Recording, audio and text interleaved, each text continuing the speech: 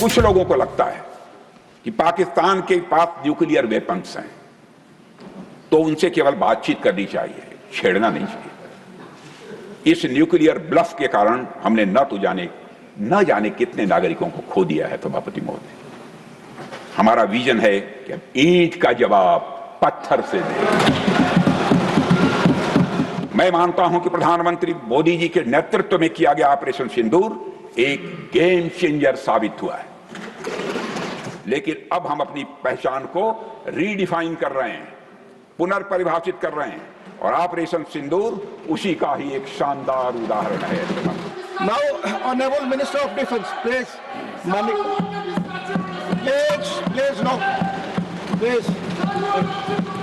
Notes going on record, not going on record please. I am going by the rules, जो विषय है उसी पर पॉइंट ऑफ ऑर्डर हो सकता है। आप पहलगाम पे नहीं पूछे, it is not entertain, please no, it's out, no please please please please आप बोलो। माननीय रक्षा मंत्री जी। सभापति महोदय, ऑपरेशन सिंदूर पर मुझे विचार रखने के लिए nothing will go on record. आप कृपया हाउस डिस्टर्ब न करें। ये देश की सुरक्षा के संवेदनशील मामले पर आप सब बहस से आते थे, अब बहस डिस्टर्ब कर रहे हैं। Please please take your seat. आप गलत रूल का इस्तेमाल करना चाहते हैं major, please please take your seat. माननीय गृहमंत्री, nothing will go on record. सबसे पहले मैं आपको धन्यवाद देता हूं कि आपने ऑपरेशन सिंदूर से जुड़ी एक विशेष चर्चा में भाग लेने के लिए मुझे अनुमति प्रदान की। अपनी बात को प्रारंभ करने से पहले सभापति महोदय, please do not come in the well, I am warning, do not come in the well, I am warning, please please go back to your seat, go back to your seat. उन्होंने कल जम्मू एवं कश्मीर में 3 आतंकवादियों को मौत के घाट उतारने में कामयाबी हासिल की है। यह वही रेजिस्टेंस फ्रंट के हैं जिनके आतंकियों ने 22 अप्रैल को पहलगाम इलाके में 26 मासूम और निर्दोष लोगों की निर्मम हत्या कर दी थी। सभापति महोदय, भारत की आंतरिक और बाह्य सुरक्षा सुनिश्चित करने में हमारी सेनाओं और हमारी सुरक्षा बलों की जो भूमिका रही है, मैं कह सकता हूं विश्वास के साथ कि उसकी जितने भी सराहना की जाए वह कम है। अध्यक्ष महोदय, आज ही हमारे सहयोगी गृह मंत्री श्री अमित शाह जी द्वारा लोकसभा में एक विस्तृत जानकारी दी गई है कि कल सेना, सीआरपीएफ और जम्मू कश्मीर के पुलिस के जवानों ने जो एक ऑपरेशन किया है, मैं संक्षेप में उसकी जानकारी रखना चाहता हूं जो गृह मंत्री ने लोकसभा में दी है। कि पहलगाम में हुए आतंकी हमले के बाद की गई जांच में हमारे सिक्योरिटी एजेंसी को कई महत्वपूर्ण सुराग मिले थे, जिनके आधार पर पूरे इलाके में काउंटर टेररिस्ट ऑपरेशन चलाया गया और इन आतंकियों के पास पाए गए हथियारों की फॉरेंसिक एनालिसिस भी की गई है, जिससे यह पूरी तरह से स्पष्ट हो चुका है वे वही हथियार हैं जिनका इस्तेमाल पहलगाम में हुए आतंकी हमलों में किया गया था। हमने यह करके दिखा दिया, तीनों आतंकवादियों को मार गिराने में हमारी सेना और सुरक्षा बलों ने कामयाबी हासिल की। सभापति महोदय, हम लोग वो हैं जो कहते हैं वह करते हैं, यही हमारा चरित्र है। सभापति महोदय, जैसा कि सदन को जानकारी है कि 6 और 7 मई 2025 को भारतीय सेनाओं ने ऑपरेशन सिंदूर के नाम से एक ऐतिहासिक सैन्य कार्रवाई को अंजाम दिया था। यह केवल एक सैन्य कार्रवाई नहीं थी सभापति महोदय, बल्कि यह भारत की संप्रभुता और आतंकवाद के खिलाफ हमारी नीति का एक प्रभावी प्रदर्शन था। सभापति महोदय, 22 अप्रैल 2025 को जम्मू कश्मीर के पहलगाम इलाके में आतंकवादियों ने एक बड़ी कायराना हरकत करते हुए सरेआम 25 भारतीय और एक नेपाली नागरिक की हत्या कर दी थी। वे लोग वहां जब निर्दोष लोगों को मार रहे थे तो उनका धर्म पूछकर मार रहे थे। सभापति महोदय, यह इतिहास की एक ऐसी घटना थी जो साफ बता रही थी कि सीमा पार से आतंकवाद के जरिए भारत को तोड़ने की लगातार यह कोशिश की जा रही थी। इस हमले के तुरंत बाद हमारे प्रधानमंत्री श्री नरेंद्र मोदी जी ने तीनों सेनाओं के प्रमुखों के साथ एक बैठक की। मैं स्वयं उस बैठक में मौजूद था और उन्हें यह स्पष्ट छूट दी गई कि वे अपने विवेक, स्ट्रैटेजिक अंडरस्टैंडिंग और रीजनल सिक्योरिटी सिचुएशन को ध्यान में रखते हुए एक निर्णायक कार्रवाई करें ताकि पहलगाम की घटना से जुड़े आतंकियों और उनके आकाओं को यह स्पष्ट संदेश चला जाए कि भारत इस तरह के हमलों के जवाब में कठोर कार्रवाई करेगा। जिस हद तक जाना होगा भारत जाएगा। सभापति महोदय, इसके बाद हमारे सैन्य नेतृत्व ने न केवल अपनी मैच्योरिटी दिखाई है बल्कि इस स्ट्रेटेजिक विजडम का भी उन्होंने प्रदर्शन किया है जिसकी उम्मीद भारत जैसी एक रिस्पांसिबल पावर से की जाती है। सभापति महोदय, ऑपरेशन सिंदूर को अंजाम देने से पहले हमारी सेनाओं ने हर पहलुओं पर बहुत ही गहराई से अध्ययन किया। हमारे पास कई विकल्प थे, लेकिन हमने उस विकल्प को चुना जिसमें आतंकवादियों और उनके ठिकानों को तो अधिकतम नुकसान पहुंचे मगर पाकिस्तान के आम नागरिकों की कोई क्षति न होने पाए, इसकी भी हम लोगों ने चिंता की। सभापति महोदय, हमारी सेनाओं के द्वारा की गई वेल कोऑर्डिनेटेड स्ट्राइक्स ने 9 टेररिस्ट इंफ्रास्ट्रक्चर टारगेट्स पर सटीक प्रहार किए और इस सैन्य कार्रवाई में एक अनुमान के अनुसार करीब 100 से काफी अधिक आतंकवादी, उनके ट्रेनर्स, उनके हैंडलर्स और सहयोगी मारे गए। इनमें से अधिकांश जैसे मोहम्मद, लश्कर-ए-तोयबा और हिजबुल मुजाहिदीन जैसे आतंकी संगठनों के से संबंधित थे। ये वही आतंकी संगठन हैं सभापति महोदय जिन्हें पाकिस्तान की सेना और आईएसआई का खुला समर्थन प्राप्त है। सभापति महोदय, हमारी कार्रवाई पूरी तरह से सेल्फ डिफेंस में थी। यह न तो प्रोएक्टिव थी और न ही एक्सपेंशनिस्ट थी। फिर भी 10 मई 2025 को रात लगभग 1:30 पर पाकिस्तान ने बड़े पैमाने पर भारत के ऊपर मिसाइल, ड्रोन और अन्य लॉन्ग रेंज वेपन्स का खुलकर इस्तेमाल किया और इसके साथ साथ उन्होंने इलेक्ट्रॉनिक वॉरफेयर से जुड़ी टेक्नोलॉजीज का भी सहारा लिया। उनके निशाने पर भारतीय वायुसेना के अड्डे थे, थल सेना के एम्यूनिशन डिपोज थे, हवाई अड्डे थे और मिलिट्री कैंट थे।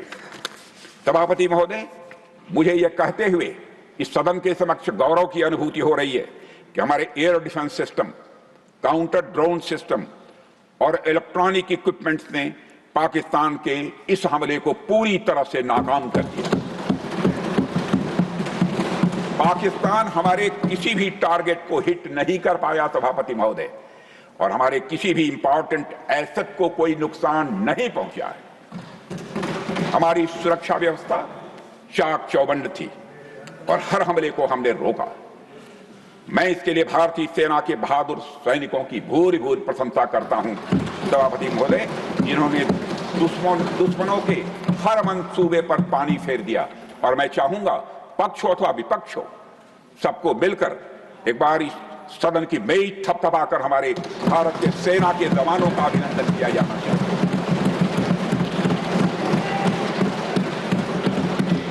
सभापति महोदय, पाकिस्तान के हमले के जवाब में हमारी कार्रवाई साहसिक, ठोस और प्रभावी रही है।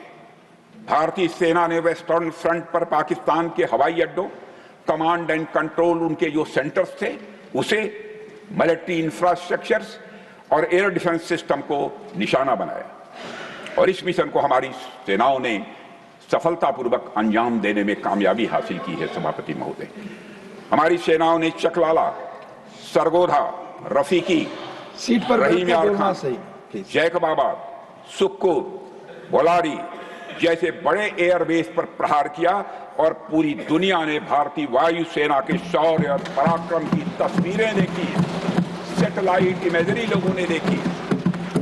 सभापति महोदय, ऑपरेशन सिंदूर ट्राई सर्विसेज कोऑर्डिनेशन की एक शानदार मिसाल थी।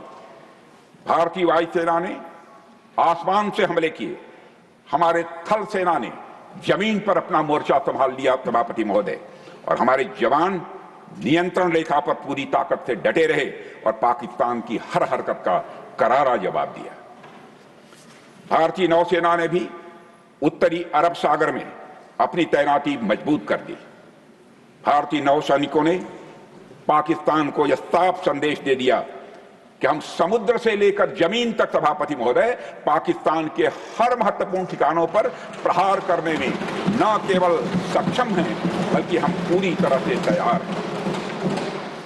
सभापति महोदय, इस ऑपरेशन का मकसद आतंकी ठिकानों को तबाह करना था और यह साफ संदेश देना था कि भारत आतंकवाद के खिलाफ जीरो टॉलरेंस रखता है। सभापति महोदय, ऑपरेशन सिंदूर का ओवरऑल पॉलिटिको मिलिट्री ऑब्जेक्टिव यह था कि आतंकवाद के रूप में प्रॉक्सी वार लड़ रहे पाकिस्तान को सजा दी जाए। इसी वजह से आर्म्ड फोर्सेस को पूरी आजादी दी गई थी कि वो अपने टारगेट खुद चुने और उसका करारा जवाब दें। सभापति महोदय, इस ऑपरेशन का उद्देश्य कभी भी युद्ध छेड़ना नहीं था, बल्कि फोर्स के डिमॉन्स्ट्रेटिव यूज से एडवर्सरी को झुकाने के लिए मजबूर करना था। सभापति महोदय, 10 मई की सुबह जब भारतीय वायुसेना ने पाकिस्तान की मल्टीपल एयरफील्ड्स पर करारा प्रहार किया तो पाकिस्तान ने हार मान ली सभापति महोदय, और हॉस्टिलिटीज रोकने की उनके डीजीएमओ के द्वारा पेशकश की, हमारे डीजीएमओ के द्वारा नहीं। यह हॉस्टिलिटी रोकने की पेशकश पाकिस्तान के डीजीएमओ के द्वारा की गई, और यह पेशकश इस शर्त के साथ स्वीकार की गई कि ऑपरेशन केवल स्थगित किया जाएगा, यह समाप्त नहीं किया जाएगा। ऑपरेशन सिंदूर स्थगित किया जाएगा अगर पाकिस्तान के ओर से भविष्य में कोई आतंकी करतूत की गई तो हम फिर ऑपरेशन शुरू करने में रंच मात्र भी संकोच नहीं करेंगे। सभापति महोदय, हमारे सैनिकों का जो मनोबल है, मातृभूमि की रक्षा के प्रति जो उनका समर्पण है, ऑपरेशन सिंदूर में उसका दर्शन इस देश के 140 करोड़ से अधिक जनता ने देखा है। प्रधानमंत्री जी ने स्वयं एक एयरबेस पर वह गए और उन्होंने सैनिकों से भेंट करके हमारी सेनाओं के ऊंचे मनोबल और उत्साह को देखा और अनुभव किया। मुझे खुद भी सीमावर्ती क्षेत्रों में जाकर हमारे जवानों से मुलाकात करने का अवसर मिला है। श्रीनगर के मिलिट्री बेस पर, भुज के एयरबेस पर और उधमपुर के कमांड सेंटर पर हर जगह मैंने देखा हमारे सैनिकों का मनोबल अपने बुलंदी पर है। सभापति महोदय, उनकी आंखों में विश्वास है, उनका संकल्प अडिग है। वो न केवल भारत की सीमाओं की रक्षा कर रहे हैं बल्कि हमारे राष्ट्रीय स्वाभिमान की भी वह रक्षा कर रहे हैं। सभापति महोदय, ऑपरेशन सिंदूर को सिर्फ वर्तमान से जोड़कर नहीं देखा जाना चाहिए, बल्कि इसका रोल भारत के भविष्य को शेप करने में भी बहुत ही महत्वपूर्ण है। महोदय, कोई भी व्यक्ति या राष्ट्र अपने चरित्र के अनुसार किसी मुद्दे पर रिएक्ट करता है, लेकिन उसका जो रिएक्शन होता है वह भी आगे चलकर कहीं न कहीं उसके चरित्र को प्रभावित करता है। इसलिए कोई भी बड़ा कदम उठाते समय वर्तमान के साथ साथ भविष्य की संभावनाओं का भी ध्यान रखा जाना चाहिए। और सभापति महोदय, यह हमारे इतिहास का एक कटु सत्य है कि लगभग 800 वर्षों की गुलामी के बाद यह माना जाने लगा था कि हिंदुस्तान की जनता स्वभाव से बहुत आक्रामक नहीं है बल्कि बेहद शांति प्रिय है। हमारे बारे में एक ऐसी आम धारणा लंबे समय तक बनी रही है। आप पश्चिम का साहित्य उठाकर देख लीजिए, आप मध्यकालीन इस्लामिक लिटरेचर उठाकर देख लीजिए सभापति महोदय, हर जगह हिंदुस्तानियों को कमतर दिखाने की कोशिश की गई है। आप सोचिए कि एक राष्ट्र के चरित्र के लिए यह कितना अपमानजनक था। इसलिए जब अंग्रेजों के खिलाफ चंद्रशेखर आजाद और सरदार भगत सिंह जैसे क्रांतिकारियों ने अपना दमखम दिखाया तो हमने उसे डिस्कवरी ऑफ इंडिया की तरह देखा जबकि वास्तव में वह रीडिस्कवरी ऑफ इंडिया थी। हमारे क्रांतिकारियों ने यह दिखाया सभापति महोदय कि हम भीरू नहीं हैं, हम कायर नहीं हैं, बल्कि हम आत्मसम्मान के लिए, अपनी सुरक्षा के लिए लड़ना जानते हैं और किसी हद तक जाने की हम कुवत रखते हैं। सभापति महोदय, मैं डिस्कवरी के बजाय रीडिस्कवरी शब्द का प्रयोग यहां इसलिए कर रहा हूं क्योंकि आप पौराणिक काल से देखिए, हमारे देवी देवता, चाहे वो भगवती मां दुर्गा हो, चाहे देवाधिदेव महादेव हों, चाहे मर्यादा पुरुषोत्तम भगवान राम हों या फिर भगवान कृष्ण हों, हमारे आराध्य देवों ने हमेशा शस्त्र भी धारण किया है और अपने शत्रुओं का जरूरत पड़ने पर संहार भी किया है। उन्होंने हमें, हमारे इन महापुरुषों ने, इन देवताओं ने हमें कभी कायरता का पाठ नहीं सिखाया है। सभापति महोदय, गोस्वामी तुलसीदास जी एक जगह कहते हैं रामायण में, तुलसी मस्तक तब नवे जब धनुष बाण लेऊ हाथ, अर्थात हे प्रभु, आप कितने ही सुंदर, सलोने और सुशील हैं, बहुत अच्छी बात है, पर तुलसी का मस्त आपके सामने तब झुकेगा जब आप धनुष बाण अथवा अपनी शक्ति धारण करेंगे। समय का एक ऐसा दौर आया जब हिंदुस्तानियों को कमजोर समझा जाने लगा था सभापति महोदय, लेकिन अब हम अपनी पहचान को रीडिफाइन कर रहे हैं, पुनर्परिभाषित कर रहे हैं, और ऑपरेशन सिंदूर उसी का ही एक शानदार उदाहरण है। सभापति महोदय, आतंकियों ने भारत को एक सॉफ्ट स्टेट समझ रखा था। उनके लिए भारत पर आतंकवादी हमला करना एक तरह से लो कास्ट और हाई रिटर्न का यह मामला बन गया था। दो चार उनके नौसिखिए रंगरूट आते थे और हमारे नागरिकों को हताहत करके चले जाते थे। पहले की सरकारें चुपचाप यह तमाशा देखती रहती थी, इसलिए आतंकियों को लगा कि भारत अब एक सॉफ्ट स्टेट बन चुका है। सभापति महोदय, इकोनॉमिक्स की एक थियरी है और आप जैसे स्वाध्यायी लोगों ने उस थियरी को जरूर पढ़ा होगा। वह इकोनॉमिक्स की थियरी है गेम थ्योरी, और यह थ्योरी बताती है कि जब, हमारे चिदंबरम साहब भी अच्छी तरह जानते होंगे इस इकोनॉमिक्स की थियरी को, गेम थियरी, यह थियरी बताती है कि जब किसी को यह लगता है किसी काम में लो कास्ट और हाई रिटर्न है, तो उस व्यक्ति को वह काम करने में मजा आता है। सभापति महोदय, पाकिस्तान ने और आतंकवादियों ने इसी गेम थियरी के अंतर्गत भारत को हमेशा अपने टारगेट पर रखा, लेकिन माननीय प्रधानमंत्री श्री नरेंद्र मोदी के नेतृत्व में हमने यह सुनिश्चित किया है कि हम पाकिस्तान के लिए इस पे ऑफ कैलकुलस को चेंज करेंगे और हम आतंकवाद को उनके लिए एक कास्ट मिस एडवेंचर बनाकर ही रहेंगे, ताकि आतंकवादियों के जेहन में यह बात बैठ जाए और अच्छी तरह बैठ जाए कि यदि हमारे एक भी भारतीय नागरिक को कुछ हुआ तो उनके पूरे आतंक ठिकानों को हम जड़ से नेस्त नाबूद कर दें। इसलिए सभापति महोदय, मैं मानता हूं कि प्रधानमंत्री मोदी जी के नेतृत्व में किया गया ऑपरेशन सिंदूर एक गेम चेंजर साबित हुआ है। सभापति महोदय, यह तो रही वर्तमान की बात, लेकिन भविष्य के हिसाब से ऑपरेशन सिंदूर का महत्व यह है कि भारत का नागरिक अब किसी सॉफ्ट देश का वल्नरेबल सिटीजन नहीं है, बल्कि एक आम भारतीय अब एक मजबूत भारत का स्वाभिमानी नागरिक है। सभापति महोदय, अभी कल ही, सभापति जी, अभी कल ही लोकसभा में अपने संबोधन के दौरान मैंने इस बात का जिक्र किया था कि लोकतंत्र में जनता द्वारा विपक्ष को यह दायित्व सौंपा जाता है कि वह सरकार से उचित प्रश्न पूछे। खैर, विपक्ष ने जो प्रश्न पूछे उनका जिक्र मैं कल कर चुका हूं, इसलिए आज चर्चा नहीं करूंगा।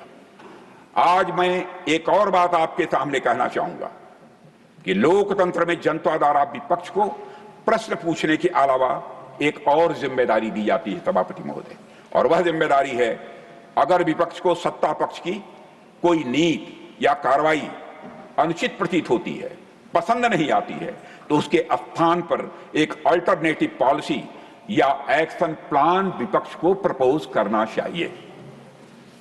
सभापति महोदय, यदि इस ऑपरेशन सिंदूर के परिप्रेक्ष्य में देखा जाए तो जब हमारे भारतीय माताओं और बहनों का सिंदूर उजड़ा था तो हमारी सरकार को जो उचित लगा हमने वह किया और 100 से अधिक आतंकियों को मौत के घाट उतारने में कामयाब। मैं यहां यह भी कहना चाहूंगा सभापति महोदय, आज भी ऑपरेशन सिंदूर पर मात्र विराम है, पूर्ण विराम नहीं है, कामा है, फुल स्टॉप नहीं है। अगर किसी को यह लगता है कि हमने ऑपरेशन सिंदूर करके ठीक नहीं किया तो मैं उन्हें आमंत्रित करता हूं, वह जनता को बताएं कि उनके पास इसका अल्टरनेटिव एक्शन प्लान क्या है। हमारी माताओं बहनों का सिंदूर उजड़ गया तो क्या हम पाकिस्तान के साथ डिप्लोमेटिक एंगेजमेंट करें? क्या हम पाकिस्तान को डोजियर सौंपें? क्या हम अंतर्राष्ट्रीय संगठनों में जाकर केवल बातें करें? जब हमारे विपक्ष के साथी सत्ता में थे, तो आतंकी हमले होने पर वे ऐसे ही कदम उठाया करते थे। क्षमा कीजिएगा खड़गे जी, मैं विपक्ष का बहुत सम्मान करता हूं और स्वस्थ लोकतांत्रिक व्यवस्था में विपक्ष का सम्मान किया भी जाना चाहिए। और सभापति महोदय, कुछ लोगों को लगता है कि पाकिस्तान के पास न्यूक्लियर वेपन्स हैं तो उनसे केवल बातचीत करनी चाहिए, छेड़ना नहीं चाहिए। इस न्यूक्लियर ब्लफ के कारण हमने न जाने कितने नागरिकों को खो दिया है। सभापति महोदय, हमारा विजन है कि हम ईंट का जवाब पत्थर से दें।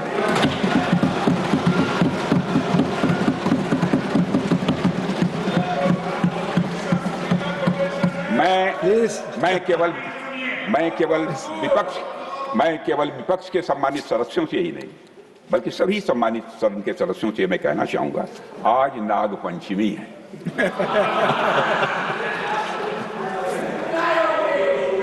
नागपंचमी के दिन नागों को दूध पिलाना तो यह उचित है सभापति, परंतु रोज नहीं। हमारा विजन है कि ऑपरेशन सिंदूर सतत चलता रहे, बीच में इसके विराम भले ही हो सकते हैं लेकिन पूर्ण विराम कभी नहीं होगा जब तक आतंकवाद का फुटाया। सभापति महोदय, आज जब मैं देश के अलग अलग हिस्सों में जाता हूं तो मुझे भारतीय जनता का हमारी सरकार के इस विजन के प्रति अटूट विश्वास दिखाई देता है। पर कुछ हमारे मित्र हैं, क्या चाहते हैं वह हमारी समझ के बाहर है। इसका हमारे सम्मानित नेता प्रतिपक्ष खड़े होंगे तो जवाब देंगे, लेकिन हमारी समझ के बाहर है। सभापति महोदय, जब आप सत्ता में थे तो आपकी पॉलिसी पैरालिसिस ने देश को नुकसान पहुंचाया है, मैं विनम्रता के साथ यह कहना चाहता हूं। और आज जब आप विपक्ष में हैं तो आपकी पॉलिसी बैंक करप्सी देश के लिए और लोकतंत्र के लिए चिंता का विषय बन चुकी है। सभापति महोदय, हमारे विपक्ष के कुछ मित्र यह भी कह रहे हैं कि ऑपरेशन सिंदूर के दौरान हमें पाक ऑक्युपाइड कश्मीर यानी पीओके पर कब्जा कर लेना चाहिए था, पहले क्यों नहीं किया? जब मैं विपक्ष के अपने साथियों से यह बातें सुनता हूं, सभापति महोदय, मुझे आश्चर्य होता है कि ये लोग मन से यह बातें कर रहे हैं या केवल सिर्फ दिखावा मात्र है। खैर जो भी हो, सभापति महोदय, जो भी हो, हमेशा से ही भारतीय जनता पार्टी का और खुद मेरा भी यह स्टैंड रहा है कि वह दिन जरूर आएगा जब पाक ऑक्युपाइड कश्मीर के लोग, जब पाक ऑक्युपाइड कश्मीर के लोगों को भारत की शासन व्यवस्था का अंग बनने का सौभाग्य प्राप्त होगा। मुझे विपक्ष के अपने साथियों की इस मांग पर इसलिए आश्चर्य हो रहा है क्योंकि विपक्ष में जो लोग आज बैठे हैं, जब उनकी सरकार थी तो उन्होंने जो काम किया वह आज की मांग के ठीक विपरीत है। मैं उत्तर प्रदेश के पूर्वांचल का रहने वाला हूं, बनारस का, कर्म क्षेत्र हमारा उत्तर प्रदेश की राजधानी लखनऊ है, जहां से मैं सांसद हूं। और हमारी पूरब में बहुत पुरानी कहावत है, बचपन की वो कहावत मुझे याद है, बाप मरा अधियारे मां, बाप मरा अधियारे मां, बेटवा का नाम पावर हाउस। माने बाप तो अंधेरे में मर गया, लेकिन बेटे का नाम पावर हाउस। यानी बाप जीवन भर अंधेरे में रहा और बेटे ने अपना नाम पावर हाउस रख दिया। सभापति महोदय, जब हमारे कुछ मित्र जो आज कभी सत्ता में थे, आज विपक्ष की चेयर पर बैठे हैं, जब वो देश की शासन व्यवस्था चला रहे थे तो उन्होंने और उनके पॉलिटिकल सीनियर्स ने भारत में हुए आतंकी हमलों के जवाब में पाकिस्तान पर कोई कार्रवाई नहीं की, क्योंकि उन्हें डर था कि पाकिस्तान एक न्यूक्लियर वेपन स्टेट है। और आज जब हम पाकिस्तान को मुंह तोड़ जवाब दे रहे हैं तो मुझे इस अंधेरे और पावर हाउस वाली बाप बेटी की कहानी स्वाभाविक रूप से याद आ रही है, इसलिए मैंने उसकी चर्चा की। आज विपक्ष के हमारे साथियों को का पीओके प्रेम देखकर मुझे एक गजल भी याद आ रही है, जिसका एक शब्द बदल कर मैं आपको सुनाना चाहता हूं। गजल भी सुना रहा हूं पूरी ईमानदारी के साथ, एक शब्द बदल कर मैं गजल सुना रहा हूं। पीओके लुटने का सबब पूछो न सबके सामने, पीओके लूटने का सबब पूछो न सबके सामने, नाम आएगा तुम्हारा ये कहानी फिर सही। खैर देर से ही सही, सभापति महोदय, खैर देर से ही सही, खैर देर से ही सही। Take your seat. You're not allowed. Mr. Abdullah Suman, take your seat. Nothing is going on. Take your seat. माननीय गृह मंत्री, मैंने खड़े होने दिए, खड़े हुए विपक्ष का ये फर्ज बनता है, खड़े होते हैं तो शोर मत मचाइए, नहीं खड़े होंगे। खैर देर से ही सही, अगर विपक्ष के हमारे साथियों को सद्बुद्धि आई है तो मैं उन्हें आश्वस्त करता हूं कि देश की जनता का आशीर्वाद रहा और ईश्वर की इच्छा रही तो दिन दूर नहीं जब पाक ऑक्युपाइड कश्मीर लोगों को भी घर वापसी होगी। और वह दिन, सभापति महोदय, सदन में मैं बहुत सोच समझकर नाप तोल कर बोल रहा हूं, वह दिन आएगा, निश्चित समय नहीं बतला सकता, जरूर आएगा, जबकि पीओके के लोग, जबकि पाक ऑक्युपाइड कश्मीर के लोग बोलेंगे मैं भी भारत हूं।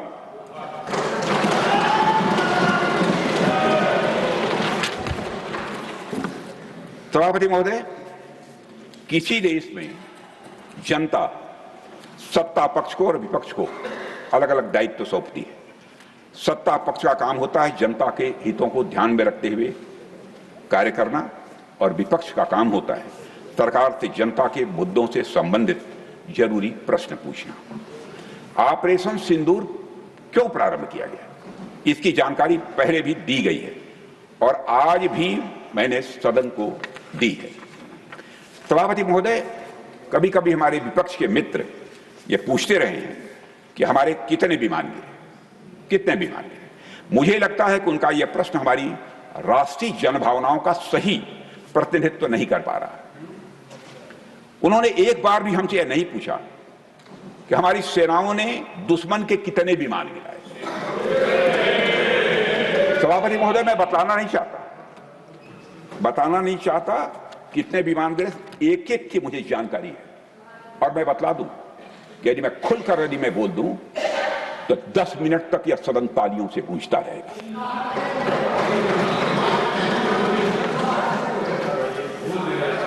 यदि उन्हें प्रश्न पूछना ही है, सभापति महोदय, यदि यह प्रश्न पूछना ही है तो उनका प्रश्न यह होना चाहिए, क्या भारत ने आतंकवादी ठिकानों को तबाह किया?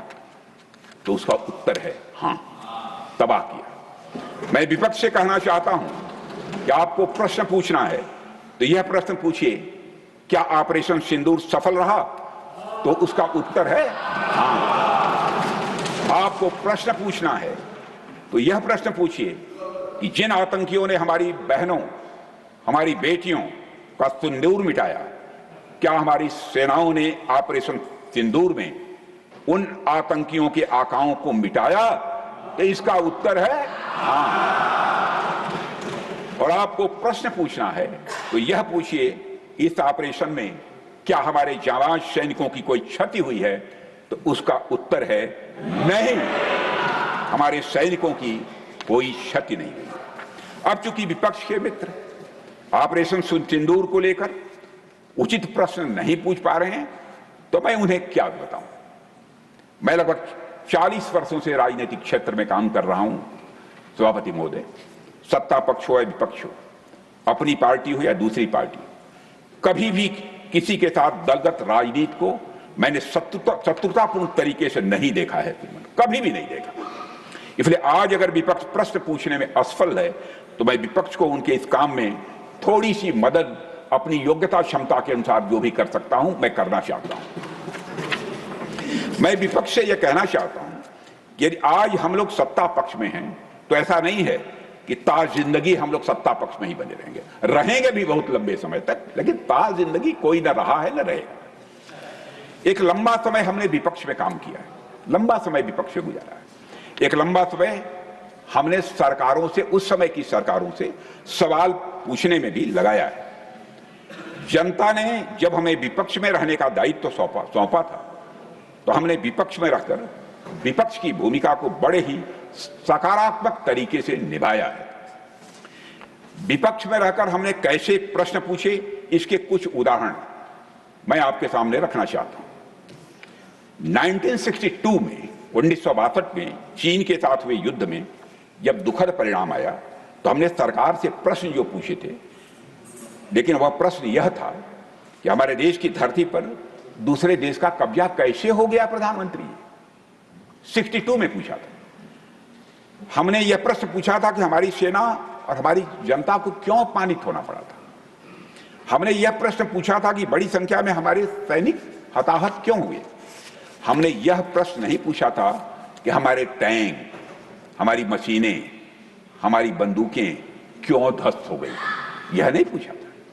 मशीनों और तोपों की चिंता न करके हमने भारत की भूमि और देश के सैनिकों की चिंता की उस समय।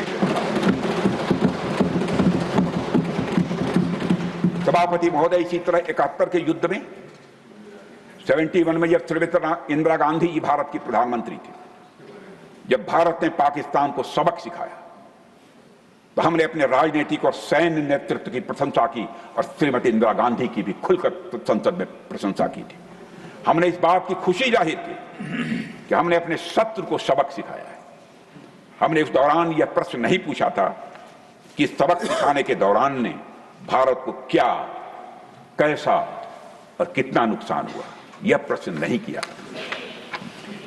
यदि मैं इसे और भी प्रैक्टिकल तरीके से समझाने की कोशिश करूं, तो किसी भी परीक्षा में अंतिम परिणाम क्या रहा, यही मायने रखता है, इसी का विशेष महत्व होता है।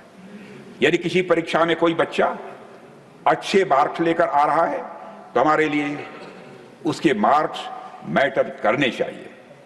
सभापति महोदय, अल्टीमेटली रिजल्ट मैटर करता है, और रिजल्ट यह है कि ऑपरेशन सिंदूर के दौरान हमारी सेनाओं ने जो लक्ष्य निर्धारित किया था, उन लक्ष्यों को पूरी तरह से हासिल करने में हम कामयाब हैं।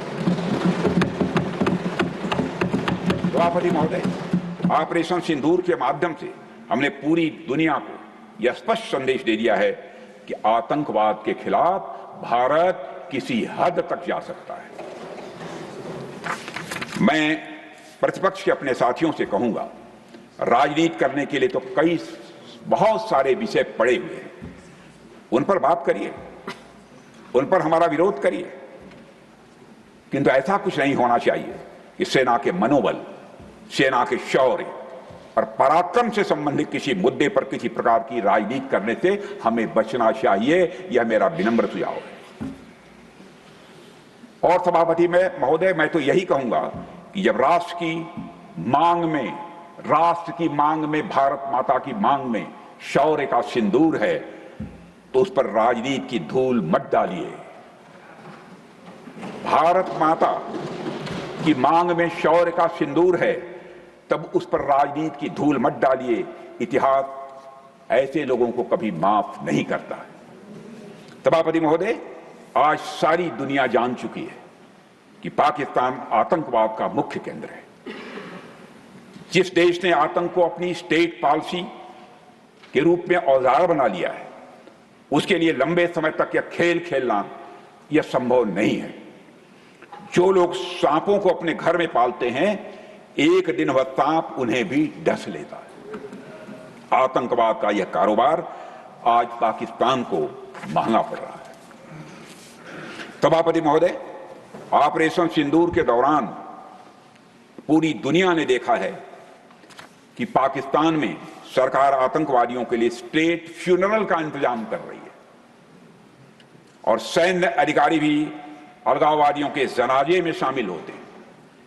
प्रत्यक्ष आपने टेलीविजन के चैनल पर देखा है, पर्दे पर देखा है। यह वही देश है जो सीमा पर सैनिकों से लड़ने का साहस नहीं जुटा पाता, इसलिए निर्दोष नागरिकों, बच्चों और तीर्थयात्रियों को आतंकवाद का निशाना बनाता है।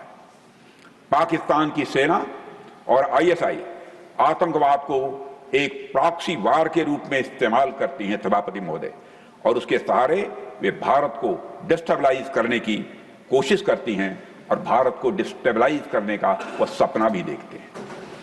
मैं लोकतंत्र के मंदिर में खड़े होकर यह बात कह रहा हूं सभापति महोदय कि भारत को 1000 कट्स देने का सपना पालने वालों का सपना कभी भी किसी भी सूरत में पूरा नहीं हो। और ऐसा भारत नहीं है। ये हमारे प्रधानमंत्री मोदी जी के नेतृत्व का एक नया भारत है जो आतंकवाद के खिलाफ हर हद और हर सरहद पार करने का सामर्थ्य रखता है, क्षमता रखता है। सभापति महोदय, वैसे तो मानवता के सामने जितनी भी भयावह बीमारियां आई, देर सवेर सभी समाप्त हो गई। आतंकवाद भी एक महामारी है, इसकी नीयत भी यही होने वाली है, इसमें भी कहीं दो मत नहीं है। लेकिन इसे अपनी मौत मरने के लिए नहीं छोड़ा जा सकता, क्योंकि जब तक आतंकवाद है, हमारी सामूहिक शांति, विकास और समृद्धि को यह चुनौती देता ही रहेगा। हमारे संसाधन इस आतंकवाद रूपी महामारी से लड़ने में बर्बाद होते ही रहेंगे। इसलिए आतंकवाद की इस समस्या का स्थायी समाधान अब बहुत ही आवश्यक हो गया है। सभापति महोदय, इतिहास ने बार बार साबित किया है कि आतंकवाद का कोई भी लक्ष्य, चाहे वह कितना ही बड़ा क्यों न हो, उसे हमेशा हिंसा और डर के बल पर पाने की कोशिश की जाती है और वह कभी भी कामयाब नहीं होती है। यह सोचना भी उचित नहीं है कि कोई आतंकवादी किसी का फ्रीडम फाइटर हो सकता है। यह बात मैंने इस्लामाबाद में सार्क गृह मंत्रियों की 2016 में हुई बैठक में पूरी साफ गोई के साथ रखी थी, क्योंकि पाकिस्तान का एक वर्ग आतंकवादियों को फ्रीडम फाइटर साबित करना चाह रहा था, इसलिए यह बात मैंने उस समय रखी थी। सभापति महोदय, मैं मानता हूं कोई भी मजहबी, वैचारिक या राजनीतिक कारण आतंकवाद को जायज नहीं ठहरा सकता। आतंकवाद की कोख से कोई क्रांति नहीं पैदा होती है सभापति महोदय, बल्कि सिर्फ बर्बादी और नफरत पैदा होती है। किसी भी मानवीय उद्देश्य को कभी भी खून खराबे अथवा हिंसा के बल पर हासिल नहीं किया जा सकता। सभापति महोदय, हमने हमेशा देखा है कि पाकिस्तान जैसे देश लगातार आतंकवाद को समर्थन देते आए हैं। यह कितना विरोधाभास है कि भारत और पाकिस्तान दोनों एक ही समय आजाद हुए, लेकिन भारत आज पूरी दुनिया में जहां आप मदर ऑफ डेमोक्रेसी के रूप में उसे पहचान मिली है, वही Pakistan father of global terrorism बनकर उभरा। सभापति महोदय, पाकिस्तान ने हमेशा आतंकवादियों को पनाह दी, अपनी जमीन पर उन्हें ट्रेनिंग और कई तरह की समय समय पर मदद भी की है और लगातार मदद कर रहा है। पहलगाम तो सिर्फ एक उदाहरण है, यह एक मिसाल है। पाकिस्तान समर्थित आतंकवादियों के गुनाहों की यदि लिस्ट देखें तो सभापति महोदय, यह लिस्ट बहुत ही लंबी है। पाकिस्तान हर बार आतंकवाद को सही ठहराने की कोशिश में वह लगा रहता है।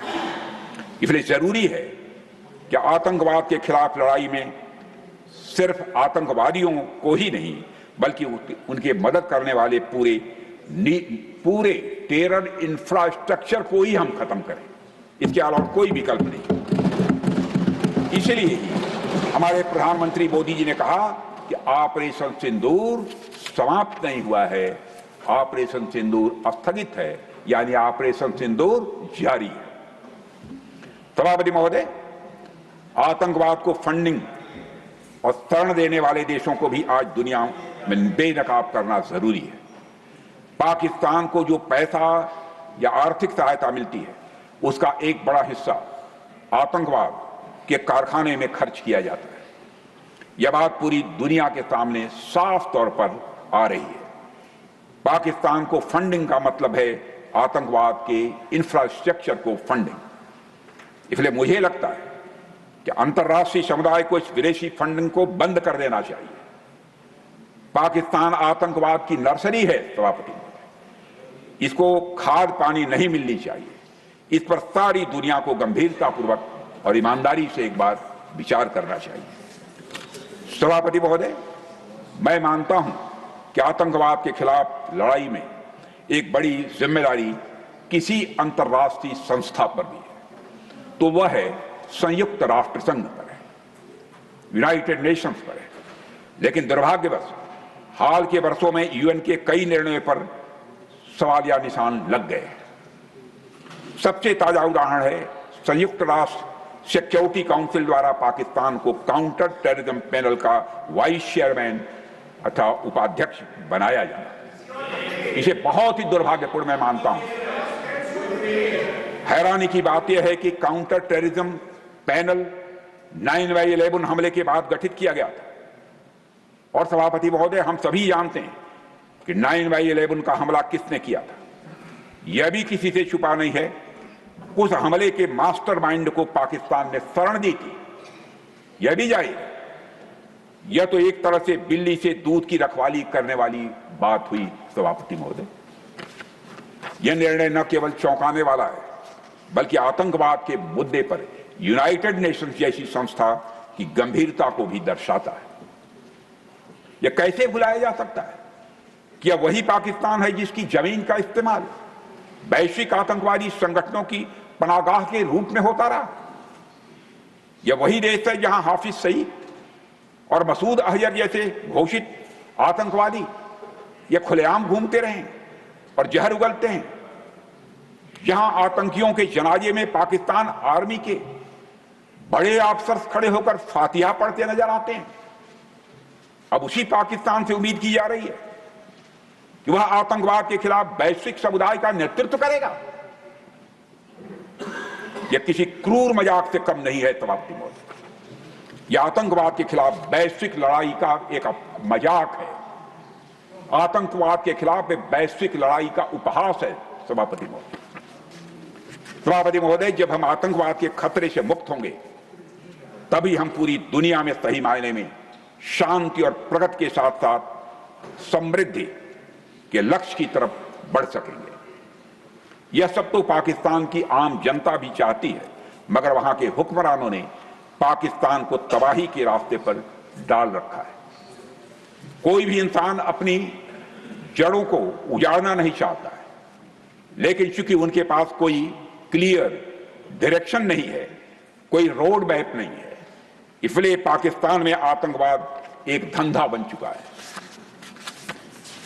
सभापति महोदय, पाकिस्तान की कहानी ऐसी ही है।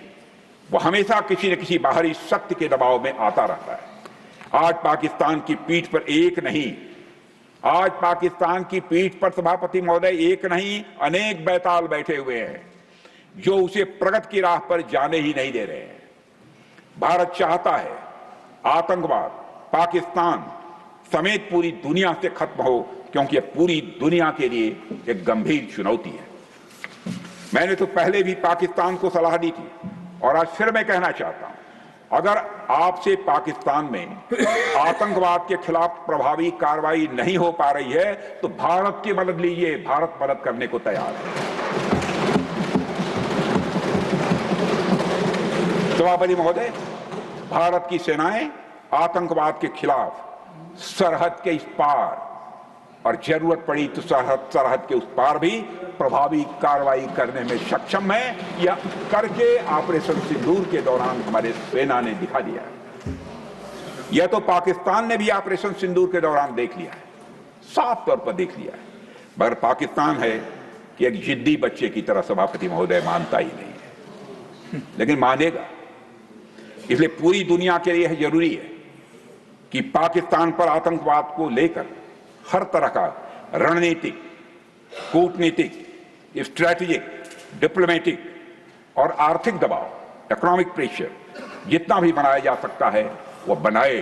पूरी दुनिया से मैं अपील करना चाहता हूं। सभापति महोदय, भारत के लिए शांति हमारी यह प्राथमिकता है, हमारी यह प्रायोरिटी है और हमारी शक्ति उसका आधार है। यह शक्ति हमारे सामर्थ्य से पैदा हुई है सभापति महोदय, यह शक्ति हमारे सामर्थ्य से पैदा हुई है। यह सामर्थ्य पिछले 11 सालों में कई गुना बढ़ा है मोदी जी के नेतृत्व में। आज भारत विश्व की चौथी सबसे बड़ी अर्थव्यवस्था है और अभी आई मॉर्गन स्टैनली की रिपोर्ट के मुताबिक 2028 तक आते आते भारत विश्व की तीसरी सबसे बड़ी अर्थव्यवस्था बनने जा रहा है। सभापति महोदय, आर्थिक उन्नति के साथ साथ भारत के रक्षा क्षेत्र में 2014 से उल्लेखनीय परिवर्तन आया है। आज का भारत रक्षा के क्षेत्र में आत्मनिर्भरता और स्वदेशी उत्पादन की दिशा में तेजी से आगे बढ़ रहा है। आज हम हर दृष्टि से समर्थ भी हैं और सक्षम भी हैं। सभापति महोदय, हमारी सरकार ने आतंकवाद से निपटने के साथ साथ भारत की राष्ट्रीय सुरक्षा को भी मजबूत करने के लिए नई सोच के साथ एक नई रणनीति अपनाई है। आज जब हम आत्मनिर्भर भारत की बात करते हैं तो उसके सबसे मजबूत स्तंभों में से एक है हमारा डिफेंस सेक्टर, हमारा रक्षा का क्षेत्र। जब सभापति महोदय, जब कोई राष्ट्र अपने सुरक्षा उपकरण, अपने हथियार, अपने फाइटर प्लेन्स और मिसाइलें खुद बनाना शुरू कर दें तो वह न केवल खुद पर विश्वास करना सीखता है बल्कि दुनिया को भी यह संदेश देता है कि अब हम आत्मनिर्भर हैं, अब हम सक्षम हैं और किसी के मोहताज नहीं। सभापति महोदय, भारत आज सिर्फ सीमाओं की रक्षा नहीं कर रहा है बल्कि एक ऐसी व्यवस्था खड़ी कर रहा है जो हमें सामरिक, आर्थिक और तकनीकी दृष्टि से लगातार मजबूत बना रही है। पहले हम रक्षा उपकरणों के लिए पूरी तरह से विदेशों पर निर्भर थे, लेकिन आज मैं पूरे गौरव के साथ कहना चाहता हूं, गर्व के साथ नहीं, गौरव के साथ, कि भारत डिफेंस के मामले में बड़ी तेजी से आत्मनिर्भर बन रहा है। भारत डिफेंस सेक्टर में 2014 के बाद से कई रक्षा क्षेत्र में उल्लेखनीय, बहुत ही रिमार्केबल चेंजेस हुए हैं, बहुत हुए। प्रधानमंत्री श्री नरेंद्र मोदी जी के नेतृत्व में भारत के रक्षा क्षेत्र को मजबूती देना यह हमारी सरकार की प्रायोरिटीज में टॉप पर है इस समय। अध्यक्ष महोदय, इसके लिए पिछले 11 वर्षों में देश की रक्षा का बजट 2013-14 में 2,53,000 अप्रॉक्सीमेटली था, 2,53,000 करोड़ था। वह अब लगभग 3 टाइम्स बढ़कर 2024-25 में 6,21,000 करोड़ से अधिक पहुंच गया। और अब यह भी बतलाना चाहता है सभापति महोदय, इस बार और बढ़ने वाला है। सभापति महोदय, आज भारत की सेनाओं के पास केवल इंपोर्टेड हथियार नहीं है बल्कि इस देश में बनी मिसाइलें, टैंक और अन्य सिस्टम एवं प्लेटफॉर्म्स भी हैं। हमारी अग्नि, हमारी पृथ्वी, ब्रह्मोस जैसी मिसाइलें आज दुश्मन को जवाब देने के लिए तैयार खड़ी हैं और यह सब भारत में बनी है, भारत की धरती पर बनी है, भारतवासियों के हाथों से बनी।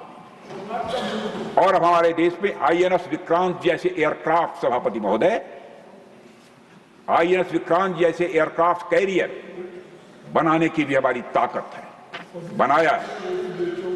सभापति महोदय, आपको जानकर यह सुखद अनुभूति होगी कि आज भारत का डिफेंस एक्सपोर्ट 2014 के तुलना में लगभग 35 गुना 35 टाइम्स बढ़ चुका है।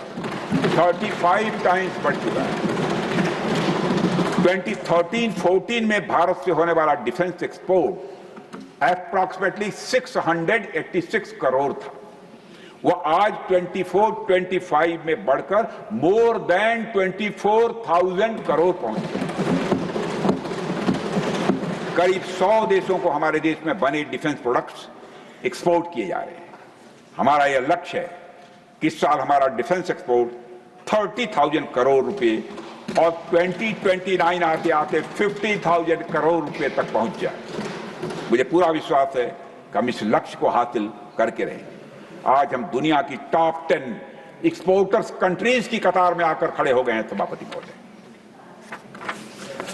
सभापति महोदय, हम अपने प्रयासों में कितना सफल रहे हैं, इसकी एक झलक आप ऑपरेशन सिंदूर के दौरान देख चुके हैं।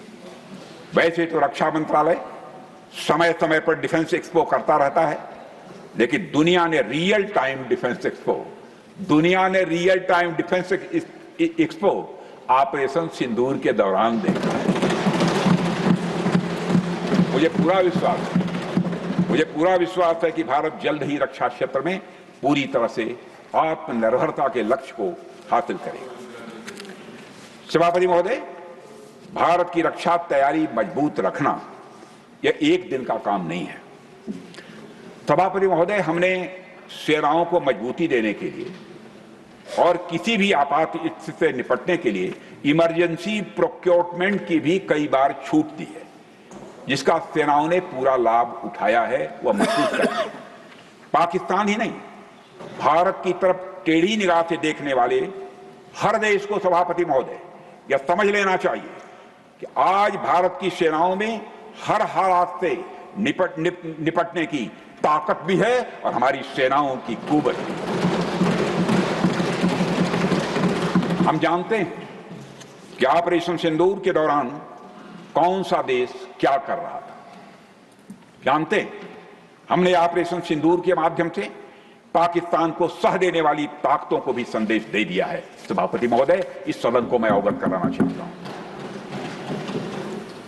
सभापति महोदय, पाकिस्तान के हुक्मरान जानते हैं कि उनके सैनिक युद्ध के मैदान में भारत से कभी जीत नहीं सकते, इसलिए वे आतंक को पालते हैं, उन्हें प्रशिक्षण देते हैं और फिर खड़े होकर सारी दुनिया के सामने अपने को निर्दोष साबित करने की कोशिश करते हैं। पाकिस्तान दोहरे मापदंड और झूठ की बुनियाद पर खड़ा दुनिया का एक ऐसा देश है जो फेल्ड स्टेट के तौर पर देखा जा रहा है। भारत ने ऑपरेशन सिंदूर के जरिए पूरी दुनिया को दिखा दिया है कि हम आतंकवाद के इस गंदे खेल को अब जड़ से खत्म करने का संकल्प ले चुके हैं। सभापति महोदय, आतंकवाद के विरुद्ध हमारी लड़ाई अब केवल सीमा पर नहीं बल्कि वैचारिक मोर्चे पर भी लड़ी जा रही है और इसी उद्देश्य से हमारे प्रधानमंत्री जी ने कई उच्च स्तरीय समितियों का गठन भी किया है और उसमें विभिन्न राजनीतिक दलों के रिप्रेजेंटेटिव्स शामिल रहे हैं और इस समिति ने वैश्विक मंचों पर जाकर भारत की बात को बहुत ही प्रभावी तरीके से रखा है और आतंकवाद के विरुद्ध वैश्विक समर्थन को भारत के प्रति मजबूत किया है। मैं प्रतिनिधिमंडल के सभी सम्मानित सदस्यों का अभिनंदन करता हूं, उनका स्वागत करता हूं। सभापति महोदय, ऑपरेशन सिंदूर को लेकर सर्वदलीय बैठक भी हुई। हमारे इस सदन के सम्मानित नेता प्रतिपक्ष आदरणीय खड़गे जी भी इस बैठक में मौजूद थे। मुझे इस सदन को बताते हुए हर्ष हो रहा है कि ऑपरेशन सिंदूर के दौरान हर राजनीतिक दल में, खड़गे साहब जी थे उसमें, हर राजनीतिक दल ने अपने मतभेद भुलाकर देश हित में सेना और सरकार के प्रति अपना पूरा समर्थन दिया। यही हमारे देश के लोकतंत्र की मजबूती है, यही हमारे देश के लोकतंत्र की ताकत है, यही हमारे देश के लोकतंत्र की खूबसूरती है। सभापति महोदय, जैसा कि हमारे माननीय प्रधानमंत्री जी ने भी कहा है कि ऑपरेशन सिंदूर सिर्फ रुका है, समाप्त नहीं हुआ है। यदि आवश्यकता पड़ी, यदि पाकिस्तान फिर किसी नापाक हरकत की कोशिश करता है तो हम और भी कठोर और भी निर्णायक कार्रवाई के लिए पूरी तरह से तैयार हैं। सभापति महोदय, हमने सभापति महोदय यह स्पष्ट कर दिया है, भारत किसी भी तरीके से न्यूक्लियर ब्लैकमेलिंग या अन्य दबावों के आगे झुकने वाला नहीं है। सभापति महोदय, ऑपरेशन सिंदूर के माध्यम से जो हमने किया और उसके पहले सर्जिकल स्ट्राइक और एयर स्ट्राइक के जरिए जो संदेश दिया गया वो बहुत पहले ही हो जाना चाहिए था। सभापति महोदय, हमारी सरकार की जो नीति है वह पहले की सरकारों को भी अपनानी चाहिए थी। अपना लिया होता तो अच्छा रहता। उन सरकारों को जिनके शासनकाल में भारत ने सबसे भीषण आतंकी हमला का सामना किया, जिनमें 2008 का मुंबई हमला था, आज भी हर हिंदुस्तानी के जेहन में जिंदा है। और मैं कहना चाहता हूं, कहना यह एग्जैगरेशन नहीं होगा, अतिशयोक्ति नहीं होगी कि यह न भूलने वाली त्रासदी है 2008 की। सभापति महोदय, कल मैंने लोकसभा में जिक्र किया था, यहां भी करना आवश्यक समझता हूं। श्री प्रणब मुखर्जी जी ने अपनी किताब द कोलिशन ईयर्स में लिखा है कि जब मुंबई अटैक हुआ था, India had evidence that the terrorist came from Karachi port. Pakistan के नॉन स्टेट एक्टर्स के बहाने को पूरी दुनिया में कोई मान नहीं रहा था।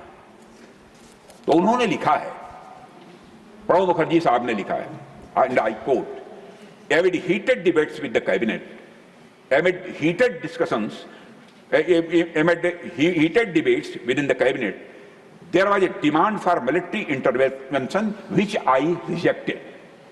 Unquote. भारतीय विदेश सेवा के एक वरिष्ठ अधिकारी ने भी अपनी किताब में इस बात की पुष्टि की है कि मुंबई हमले के तुरंत बाद एक उच्च स्तरीय बैठक हुई जिसमें तत्कालीन विदेश मंत्री प्रणब दा ने पूछा व्हाट शुड बी डन। तो उस समय के विदेश सचिव शिवशंकर मेनन जी ने सुझाव दिया कि भारत मुरदके में लश्कर तोयबा के मुख्यालय पर क्रूज मिसाइल से हमला कर सकता है। यह सुनकर प्रणब दा ने चश्मा उतारकर साफ किया और सभी अधिकारियों को थैंक यू बोलकर बैठक समाप्त कर दी। सभापति, प्लीज बैठकर नो नथिंग, प्लीज चेयर पर बैठ कर ना बोले, प्लीज प्लीज चेयर पर, मेरे पास है, प्लीज है, हमारे पास है, प्लीज उस समय please Jairam ji please take your place, please बैठ कर। जयराम जी, मैं झूठ, आप पक्का मानिए, मैं सत्य हूँ। Please take your seat, Jairam ji please take your seat. मैं दूंगा इसका, आप कहेंगे तो वो प्रमाण दे दूंगा। उस समय सरकार, प्लीज, उस समय की सरकार ने, सभापति महोदय, जो उचित लगा वो किया। पर मैं मानता हूं कि अगर तब की सरकार ने भी 2016 2016 जैसी सर्जिकल स्ट्राइक और 2019 जैसी एयर स्ट्राइक जैसे निर्णायक कदम उठाए होते तो पाकिस्तान को आतंकवाद के नफे नुकसान का अच्छे से अंदाजा हो गया। सभापति महोदय, 2008 में मुंबई हमलों के बाद भी उस समय की सरकार ने बिना कोई कठोर कार्रवाई के लिए, बिना कठोर कार्रवाई को किए अपना बातचीत की राह चुनी। प्लीज नहीं, बैठकर प्लीज, जयराम जी नहीं, जयराम जी इस तरह, जयराम जी नहीं, प्लीज टेक योर सीट। मैं यह स्पष्ट करना चाहता हूं, मैं आपको मौका मिलेगा अपनी बात कहेगा। No, not allowed, Jairam ji, it will not go the record, nothing is going on record. Jairam ji, you are not allowed to, please. हमारे श्री जयराम जी रमेश हमारे बहुत मित्र हैं, गहरे मित्र हैं, हम लोग मिलकर बैठकर बात कर लेंगे। प्लीज मैं यह स्पष्ट करना चाहता हूं सभापति महोदय, सर प्लीज मैं यह स्पष्ट करना चाहता हूं, आपकी बात ही रिकॉर्ड पे सभापति महोदय, यह कोई आलोचना नहीं है, यह कोई आलोचना नहीं है, न उस सरकार की, न उस समय के प्रधानमंत्री की, न तो उन नेताओं की, या कोई आलोचना नहीं है, उस समय की लीडरशिप को जो सही लगा उन्होंने वही निर्णय लिया। मैं बस इतना कहना चाहता हूं सभापति महोदय, आज का भारत अलग सोचता है और अलग तरीके से काम करता है। आज मोदी जी के नेतृत्व में भारत वह देश नहीं रहा जो पहले था। आज भारत प्लीज सभापति महोदय, प्लीज आज भारत डोजियर सौंप कर संतुष्ट होने में विश्वास नहीं करता है, बल्कि घुस कर मारता है।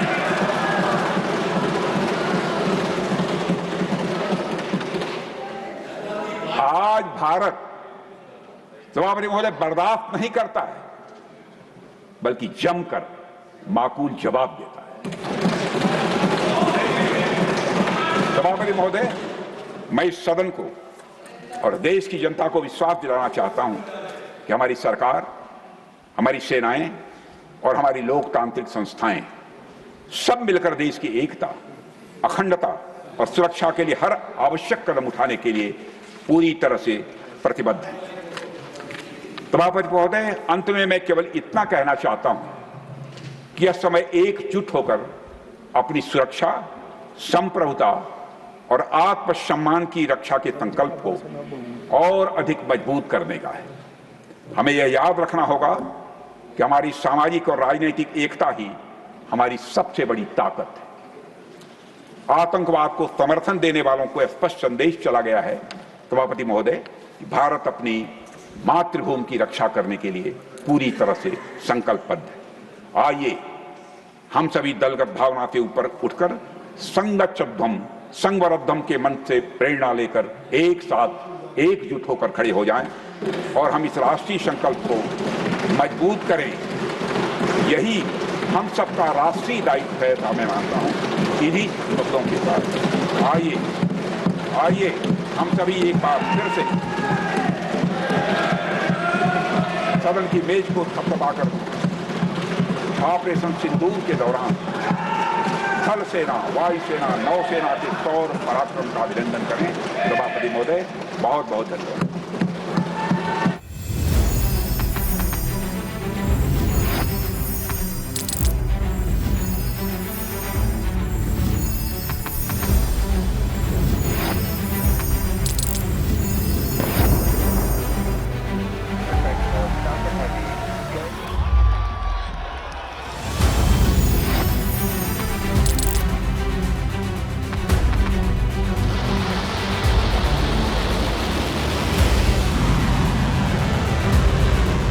Been fighting so long and so hard that they don't know what the they're doing.